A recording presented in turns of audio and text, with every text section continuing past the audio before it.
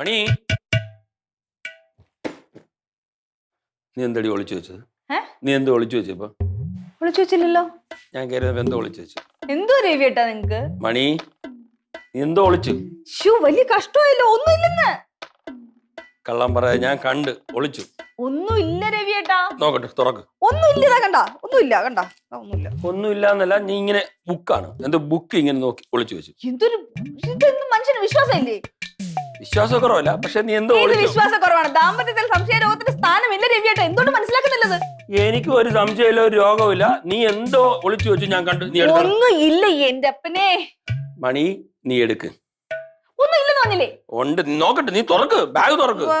അതായിരിക്കും എന്റെ അച്ഛൻ പാസ്ബുക്കാ. നിന്റെ അച്ഛന്റെ പാസ്ബുക്കാ അച്ഛൻ എനിക്ക് തന്നത്. ശാരദാമണി മണി 22 വർഷം മുമ്പ് 1 ലക്ഷം രൂപ ഇട്ടിരിക്കുന്നു നിന്റെ പേരില്. ഇപ്പൊ എത്ര ലക്ഷം രൂപയെന്നറിയുമോ? കൊറേയായി. അങ്ങിതാ നീ ഇതുവരെ ഇത് എന്റെ അടുത്ത് പറഞ്ഞില്ലല്ലോ. എന്റെ അച്ഛൻ തന്റെ പൈസ ഒന്നും വാങ്ങിക്കാൻ പാടില്ലെന്നല്ലേ എനിക്ക് ചട്ടം കിട്ടിയിരുന്നത്. എടി എന്നാലും നീ ഇത് ഒളിച്ചു വെച്ചു. ഒളിച്ചു വെച്ചാലും നിങ്ങൾ കാണണ്ടെന്ന് വിചാരിച്ചു. എനിക്കൊരു കാര്യമുണ്ട്. ഒളിച്ചു വെക്കേണ്ട ആവശ്യം ഉണ്ടായിരുന്നു. മക്കളെ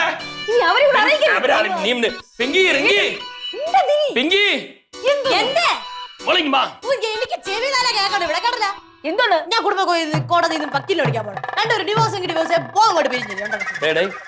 ഡിവോഴ്സിന്റെ കാര്യം കുറച്ച് നേരം മുമ്പ് വരെ എന്റെ മനസ്സിലുണ്ടായിരുന്നു. പക്ഷെ ഇപ്പൊ ഐഡിയ ഇല്ല, അത് മാറ്റി ഞാൻ. ഡിവോഴ്സ് ഇല്ല ഇനി.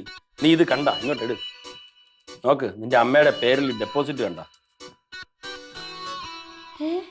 ഇത് എത്ര ആയത്? ഇപ്പൊ എമൗണ്ട് എത്ര ആയിക്കൊന്നും ലക്ഷക്കണക്കിന് ആയിക്കാണ്. ഇപ്പൊ 22 വർഷമാണ്. എന്റെ അച്ഛൻ എനിക്ക് ഇട്ട പൈസ. അതുകൊണ്ട് ആരും നോട്ട ഇടണ്ട, ആരും മനക്കോട്ട കെട്ടണ്ട. ഇത് വെച്ചിട്ട് ഒരു കാര്യം ചെയ്യ്. നീ എപ്പോഴും പറയില്ല പഴഞ്ച സ്കൂട്ടർ മാറ്റണമെന്ന്. പാട്ട വണ്ടി മാറ്റണമെന്നില്ലേ? ഈ പൈസക്ക് നീ പുതിയ സ്കൂട്ടർ വാങ്ങി. ലക്ഷക്കണക്കിന് രൂപയുണ്ടെന്ന്. കാർ വാങ്ങി. അയ്യോ, ഈ പൈസ കൊണ്ട് എല്ലാരും കാറ് വാങ്ങി ചോട്ടിച്ചു. നീയല്ലേ പറഞ്ഞു നമ്മൾ കാർ വാങ്ങിക്കാം. ഞാൻ കാറ് വാങ്ങിക്കണം, നിങ്ങളുടെ പൈസ കൊണ്ട് വാങ്ങിക്കണം എന്നാണ് ഞാൻ പറഞ്ഞത്. എന്റെ അച്ഛൻ എനിക്ക് തന്ന പൈസ കൊണ്ട് ആരും കാറ് വാങ്ങണ്ട. അപ്പൊ എന്റെ പൈസക്ക് എന്തു ആവാം? ഇല്ലാത്ത പൈസ ഉണ്ടാക്കി വാങ്ങിക്കണം. ഇപ്പൊ കയ്യിൽ പൈസ ലക്ഷക്കണക്കിന് രൂപ ഇരിക്കാണ്, അത് വാങ്ങിക്കാൻ നിനക്ക് വയ്യ. മണി ഇതിന് കാർ വാങ്ങിച്ചാൽ പിള്ളേരും പറയും എപ്പോഴും കാർ വാങ്ങിക്കാൻ.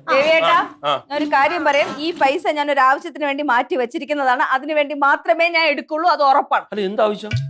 എന്താവശ്യം ഈ പൈസ? അതൊക്കെ ഉണ്ട്, പറയൂല. പറ, ഞങ്ങൾ അറിയാത്ത ആവശ്യം എന്താണ്? പറ.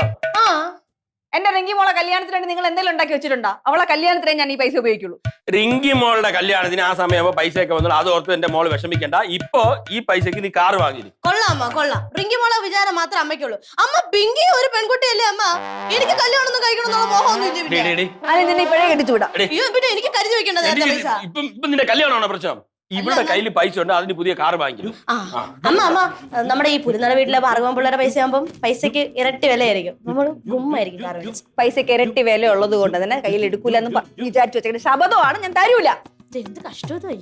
ഇത് നോക്കിക്കൊണ്ട് ആരും ഇരിക്കണ്ട ഇവിടെ. ആരും വേണ്ട, ഞാൻ പൊക്കോളാം. നീ നിന്റെ പൈസ കെട്ടിപ്പിടിച്ചോണ്ടിരുന്നോ? അങ്ങനെ തന്നെ ഇരിക്കും. മക്കളെ ഇതിങ്ങനെ വിട്ടാൻ പറ്റൂല. ഈ പൈസ ഇവിടെ കൊണ്ട് ചെലവാക്കിക്കണം. കാർ തന്നെ വാങ്ങിക്കണം. എനിക്ക് സത്യത്തിൽ കാർ വാങ്ങിക്കുന്ന താല്പര്യമില്ല, പക്ഷെ നിങ്ങൾക്കൊക്കെ ആഗ്രഹമുണ്ട് കാർ വാങ്ങിക്കുന്നത്. ഇവിടെയാണെങ്കിൽ ഇത് ലക്ഷക്കണക്കിന് രൂപയാണ്. സംഭവം ശരി തന്നെ. കല്യാണത്തിന് മുമ്പ് അവളുടെ അച്ഛൻ 1 ലക്ഷം രൂപ ഡെപ്പോസിറ്റ് ചെയ്താണ്. വർഷം എത്രയാണെന്ന് അറിയുമോ? നല്ല പലിശയുണ്ട്, കിട്ടിയിട്ടുണ്ട്. ഉണ്ട്. നീ ചേച്ചിയെ കൂടെ വിളി, എന്നിട്ടേ നമുക്ക് എന്തെങ്കിലും പ്ലാൻ ചെയ്തു പൈസ എടുക്കാം, വാങ്ങിക്കണം. അവള് വാശിയുണ്ടോ? റിങ്കിയുടെ കല്യാണത്തിന് പൈസക്ക് ആ സമയത്ത് ഉണ്ടായിക്കോളൂ, അതൊന്നും ഓർത്ത് വിഷമിക്കണ്ട.